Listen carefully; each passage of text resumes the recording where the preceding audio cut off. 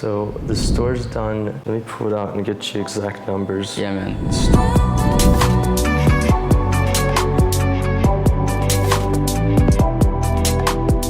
Hi guys, I'm Marcelo Cantu with Project Wifi. We have a client here of ours. His name is Eden. Hey guys, Eden here. I've been a client with Project Wifi since March now, so we're running on our 5th month. Yes sir, 5th month. It's been going pretty crazy. Yeah, it has. Yeah, but first off, let's get off into your background. Tell us a little bit about your background and yourself. Sure. So I'm just originally from Israel, but I've been in the States now for the last 14 years. Started off pretty young into kind of business. I didn't go to school, so I started my first official LLC when I was 15. First I was in the restaurant industry, yeah, pretty young. And I started up a restaurant and a catering company, and then dove into a bunch of little things, firework business, had a bunch of stands spread out in Texas where I was living at the time. I've been traveling a lot too. I have a lot of times when I'll have a business and then I'm like tired of it, I sell it, I make my exit, and then I go travel. So I spent almost 2 years in Asia. I spent almost over a year now in total in Central America. And then each time I come back and start up something new. That's awesome, man. That's awesome. Yeah, it's crazy. Fireworks. So like, are the profit margins like super high on fireworks? Yeah, they're really high.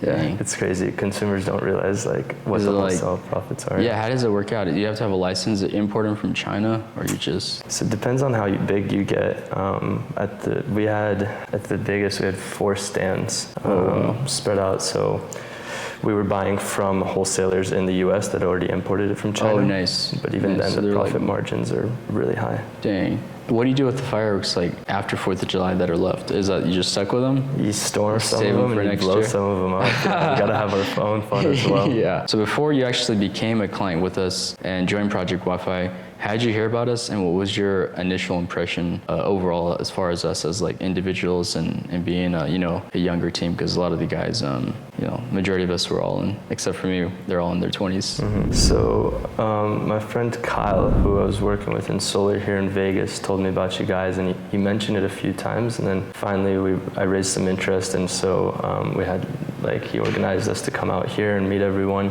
Initially, I was pretty skeptical because I was like, and this is most people I tell to about this too. They're like, well, this sounds just too good to be true, right?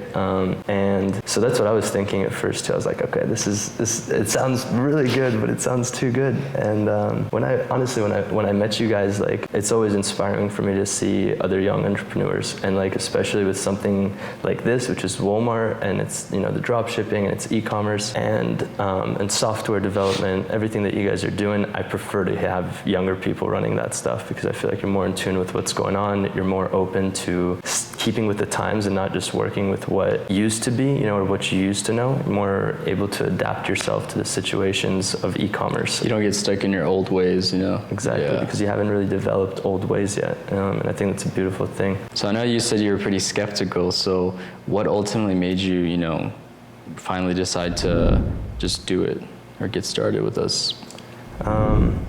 Honestly, I was following you guys for a while, and I just realized, with business in general, and I had some money aside, so I was looking to invest it, and I realized with investments in general, you always have a risk factor. I really had a hard time identifying what the risk factor was because I saw results from other people with you guys, so obviously the results existed. People were making money, and then when I looked at, at other things like stocks or index funds or life insurance policies or, different things that are really variable that really the returns are variable with the market, and then they have so many risk factors. And I looked at this and the returns that people are getting with their Walmart stores. It was just a no-brainer, honestly. Yeah, it's interesting he says that because when he mentions is like trying to decide which businesses and sectors to get involved in. A lot of people don't know this, but even in America, 9 out of 10 businesses fail their first year. Yeah, nothing in business is guaranteed. That's something that a lot of people that are new to business don't understand. They think they get started and it's just like literally a blueprint to something, a for sure thing happening, which is, it's not the case. There's always hurdles and stuff that come up, and ultimately it comes down to sticking to your guns, adapting, overcoming stuff. The individuals that succeed as far as being entrepreneurs are the ones that get obsessed with the process and not the end result. Those are really the real entrepreneurs that usually make it to the top. And I think like sticking with that through the failures, failures as they're called, I like to call them lessons, but like just sticking with that, and like you said, adapting, which from my experience with you guys so far. I've been really impressed with how quickly you're adapting to the different policies that are coming out, to the different issues that you're running across, because people oftentimes, like you said, they think it's like a straight line business. You start and you succeed, but there's so much in between, and even when you succeed, you have to keep adapting in order to stay alive. Otherwise, you fail. I mean, you're absolutely right, man. And that's what I try to tell some of the younger entrepreneurs I meet and stuff. They're like, hey, what do you think is like the number one characteristic that, an individual needs? Is it, it's the smartest guys that make it? Is it? And it's not. It's not the smartest. It's not the strongest. It's not the best looking. It's not the most resourceful. It's literally the ones that can adapt the most. The ones that are willing to experience that, issue their first or second time and keep going and not give up. Literally like fail 8-9 times and keep trying and keep trying. Those are the ones that make it through, because majority of people encounter their first problem or two and they think, oh, this isn't for me, or it's not meant to be, and they just give up. That's I'd say like 90% of people that are new to business and entrepreneurship, they get pretty discouraged pretty quick. 100%. Yeah, and I always look at it too, especially being younger. Like, I look at how much people pay for college, which I didn't go to, and I think to myself, you know what, if I start this business and let's say, just for example, I lose 25 grand, how much did I learn, and how much does someone paying to go to business school learn compared to that? Like, I'm getting real life experience, I'm learning from my mistakes too, and so like, okay, did I lose 25 grand or did I pay that for a lesson? Yeah. And that kind of, I feel like, keeps you more motivated to keep going and move on and just learn from that and adapt to the next thing. Yeah.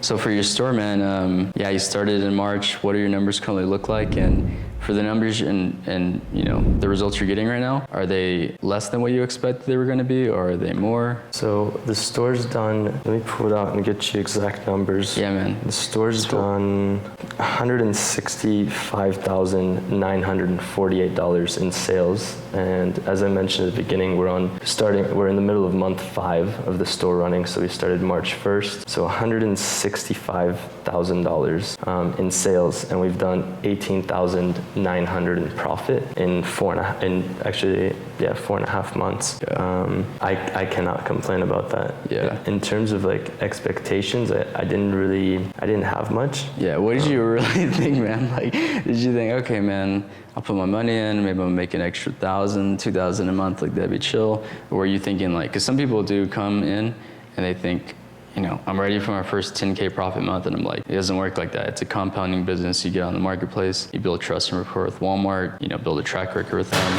They give you more sales, and stuff happens. But yeah, what was your real expectations? So I was pretty open. Like, I went in on the store with my brother, and we were like, okay, look, if we can get $1,000 a month at least for the first year, we'd be stoked on that. I mean, relative to the size of the investment, it's pretty amazing. And I think the other thing that, from my perspective, and I think a lot of people with this industry don't really look at this, that everyone's thinking Walmart automation, passive income, right? But I'm looking at it and I see passive income. I see also automation in my credit history, because I'm showing large amounts of spending and payments that most people don't reach those kinds of spendings just on their own stuff, right? And so I'm automating my credit to go up, to build more history with the credit card companies. I'm automating my business credit as well with Duns & Bradstreet, showing a lot of inventory going in and out. Those profiles. Yeah, and so it's like automation of more things than just the money. And that's something I also didn't realize initially going into it, but I've really seen that, and for me that's an incredible combination, incredible bonus. Yeah, it is, man. And another thing too, you'll probably learn today, and as some of our clients are learning, because it's they're coming up close to their first year of actually having a business selling on Walmart, is that when you have a real business and you have consistent cash flow that's documented, with bank deposits, and it's just a real business, and you have that over time, you can take that to a bank and say, hey, I have a business, I'm literally making, I'm generating 5-10K a month in passive income. Mm-hmm. I've been doing this now for 1-2 years. Now, since I have this income, give me a loan or a note or a line of credit to use, whether it's for that business or another business, so you can even leverage that more, because there's not a lot of businesses first year that can generate, 300, 400, 600,000 in revenue as far as your sales. So when a bank sees that, they're like, oh, this is a thriving business. We want to add more fuel to the fire. We want you. We want to help you grow. Grow. Yeah. So those are really good problems to have. That's something, you might be able to utilize that you didn't know of. Like, in about, most banks want to see 2 years of history, but There's some different institutions and banks out there that are more lenient, like credit unions and stuff that want your business. So you'd be surprised after a year. I would definitely look into that if you're looking for additional capital, whether again it's lines of credits or extended loans, Sure. or new business cards. I think it would impress the banks too, because like you said, 90% of businesses and entrepreneurs fail in their first year. So when a bank looks at that, or any kind of investor looks at your business and sees that you have a business that's profitable in its first year and even extremely profitable, it already impresses them and it's more likely to get you in. The other thing that I've been looking at this is like it's fast tracking me or anyone else that has this to no PG loans, so like no personal guarantor, where you're not personally liable for your business loan, and then you can take on different investments that are perhaps a little bit riskier or whatever that looks like. But that's a huge benefit that oftentimes takes businesses years to get to. Yeah, man, you were absolutely right about that. And another thing too, with leveraging your credit, you're building your credit profiles by, using this extended amount of credit. At the same time, you're earning an additional 1 or 2% cash back, whether it's travel points. Yeah. These numbers we give him, for example, like his numbers, the 18.9K in profit, that doesn't account for extra cash back he's made. So let's say on the low end, 1%, he's done, say 100 and what were your sales? 56,000, I think. Okay, yeah, so about 156 in gross revenue. Let's say, let's just say that's 100K of working capital put to use to achieve those sales. Let's just say 1 to 2%, that's an extra $1,000 or $2,000 you made, yeah, just from extra points and cash back. So that's not factored into the numbers we put out there for our clients' gross revenue. Totally. Which is a huge bonus, and that's another thing that I've learned a lot about since I started working with you guys. Having access to so many points and miles, I've started digging more into how to actually utilize them, because even if you're getting, say, 1 point per dollar spent on a certain card, there's ways to utilize it to get actually more than 1 point out of that point. Just for example, with my Amex membership points, if I transfer them to Charles Schwab account, I get 1.25 per point, which is a huge difference when you're talking in thousands. Yeah. So as far as business and passive income, is this your first passive income venture or investment? Yeah, it is. Yeah, and it's honestly opened up a whole new world for me. So I've started looking into other forms of passive income, as well as likely going to just get another store. I mentioned before, but I was sitting down with financial advisors and looking at different returns on my investment, and they couldn't even come close. I mean, we're looking at, oftentimes from history of some of your clients and from how my own store has been doing, I'm looking at under a year to get a return on my investment, whereas most investors or financial advisors are talking to me about 4 to 8% on a riskier investment, sometimes 10 again on a riskier investment annually, 10%. So it doesn't even come close.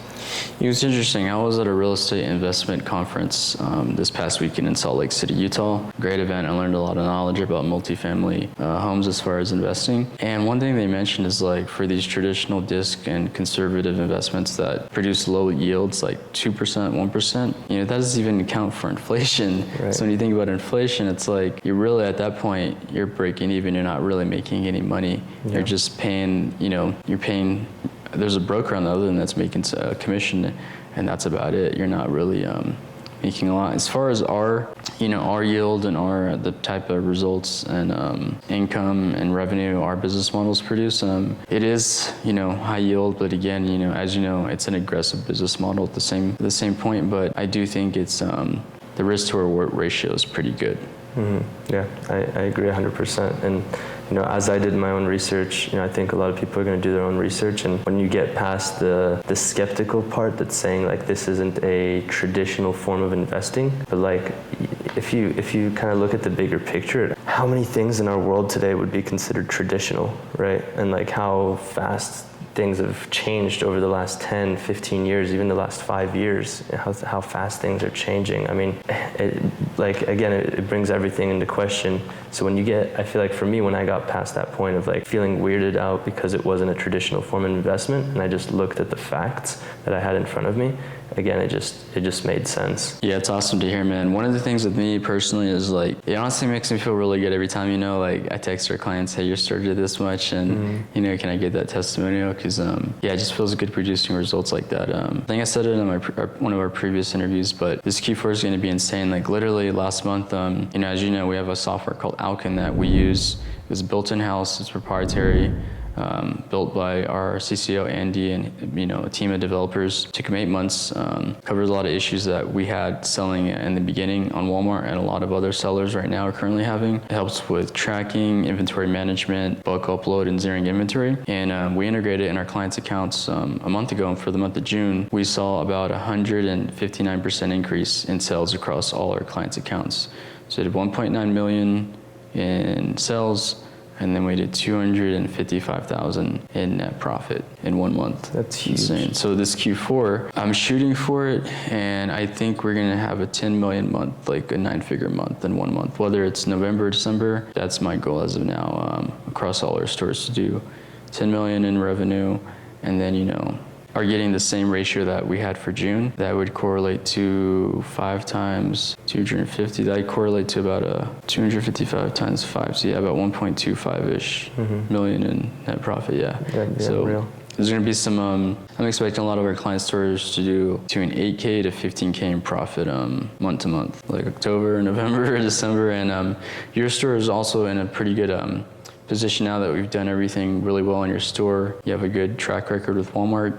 So come that time during Q4, when all the demand comes from the holiday season, Walmart rolls off all the demand off their shoulders onto the sellers that have shown that they're going to do that they've done everything right and they've been good sellers. So, your storefront is one of those in Walmart. So yeah, I'm expecting it to be pretty insane, and I won't be surprised if we're here in January talking about it. Talking about the matching Lamborghini, Andy. That Lamborghini is pretty crazy. It is. It's nice. But hey, you guys remember assets over liabilities first. Sure. And it's funny, man. Talking about that, like, is not an asset if it doesn't produce cash flow. So a lot of people think they get they get a single family home that they live in, they think that's an investment, and it's not, because they're paying a mortgage, they're having to pay, it's a liability, there's no cash flow, it's not an asset. And man, so like, there's vehicles, there's rare scenarios where like that vehicle is not producing me a direct cash flow, but it does help promote, my business and stuff. And I believe like the return I'm gonna get on that car is 2-3 times what I paid for it. So there's some unique scenarios, but you want to get some assets. Like you have some service or personal brand where having a Lamborghini would, take your business or personal brand to the next level. And yeah, I would get it. But if you're just gonna be whipping in it, I wouldn't get a Lambo.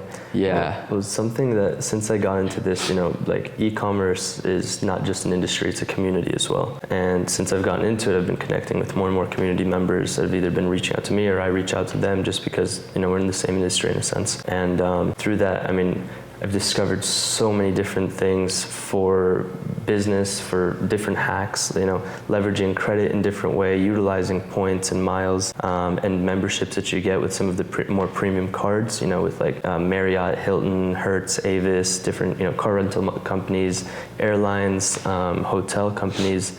And one of those things, for example, is car hacking, right? So my last car, I drove it for just under, I think about 6 months. And then I sold it for $5,000 more than I bought it for initially, nice. Right? So like things like that where, like you said, then it becomes, for me, I started looking that way at everything, like how can I turn this liability into an asset? And just, man, the things you learn, it's amazing when you start really digging into it, how many ways there are to make and save money. It is, man. Entrepreneurs are some of the most creative and resourceful people that I've ever met, because just to make things work in business, sometimes you got to be very resourceful and you got to be creative sometimes. Yeah, 100%. And that was one of the things, honestly, like I'm not gonna lie, when I started looking into you guys, that was kind of my entry point to automation.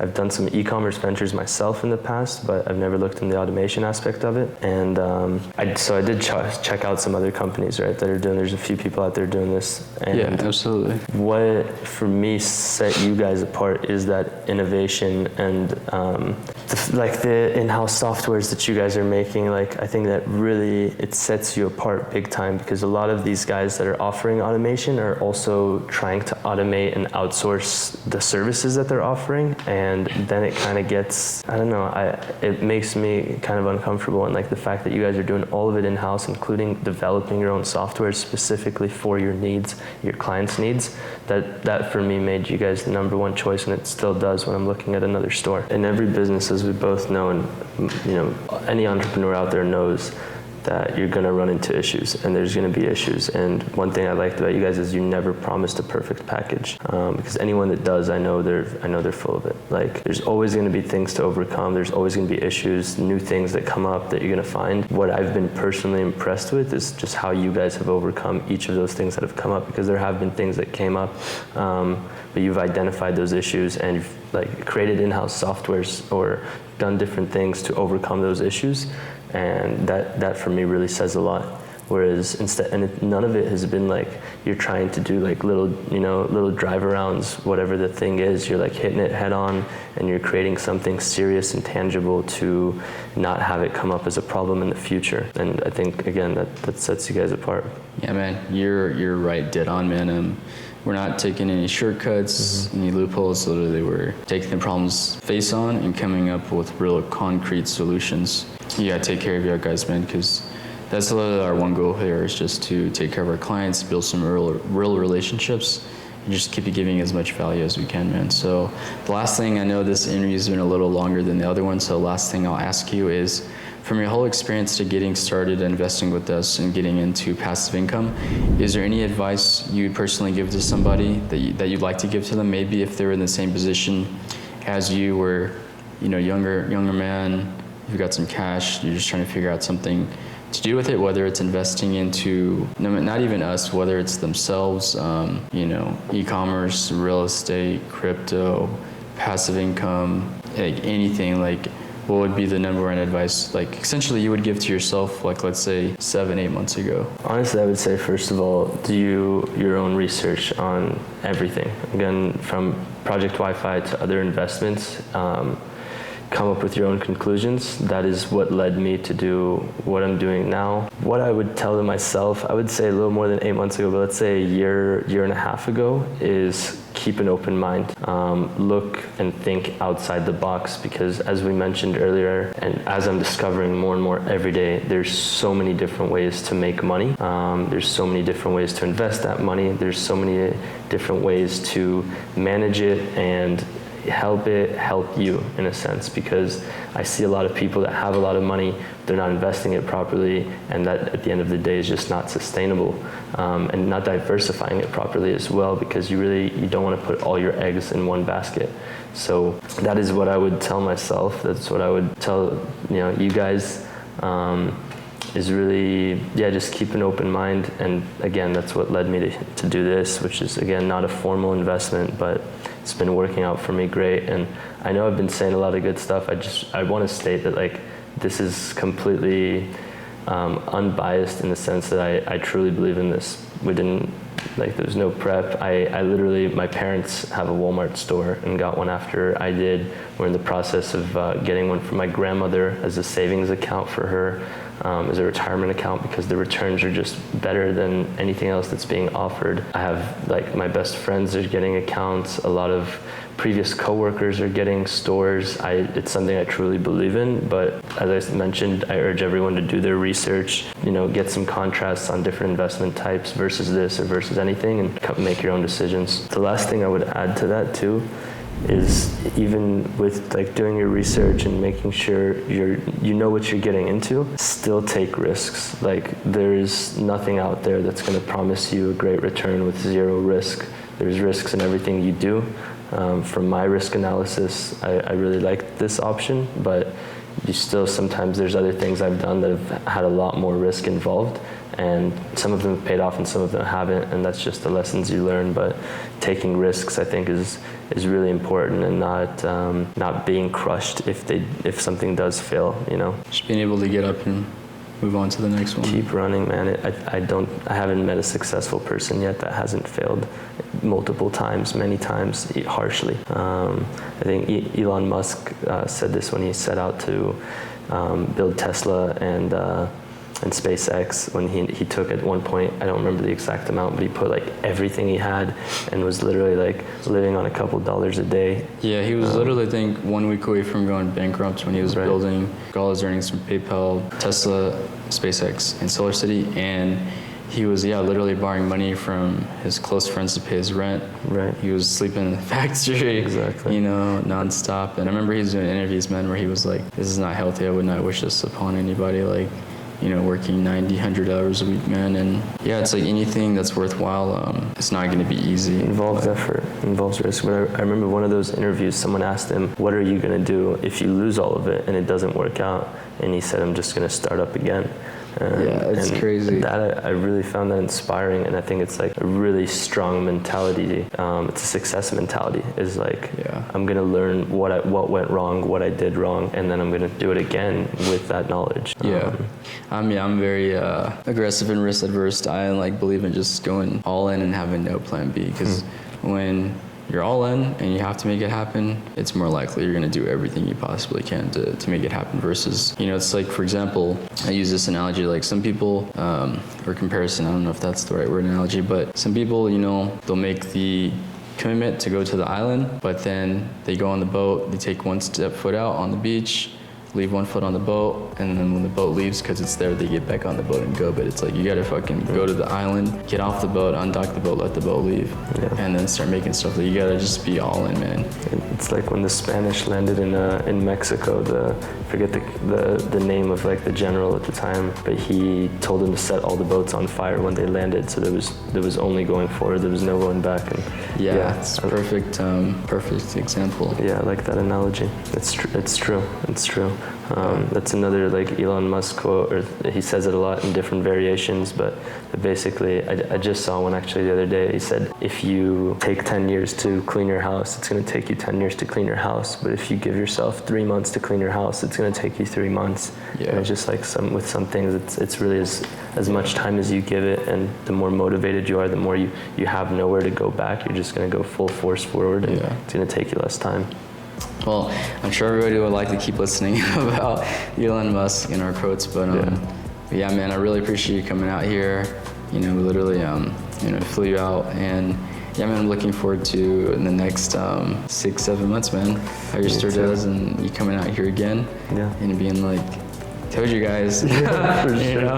Man, thanks for coming out here. It's a pleasure. Thank you. Man. Thanks for flying us out here. Yeah, absolutely. Yeah, guys, that wraps up our video. I hope, again, this gave you a good insight to one of our clients' real experiences, and you might have gained some type of, again, knowledge or maybe motivation to go out there and start your own business, get things started, take some extra risk, do something new, do something different. But later. See you guys.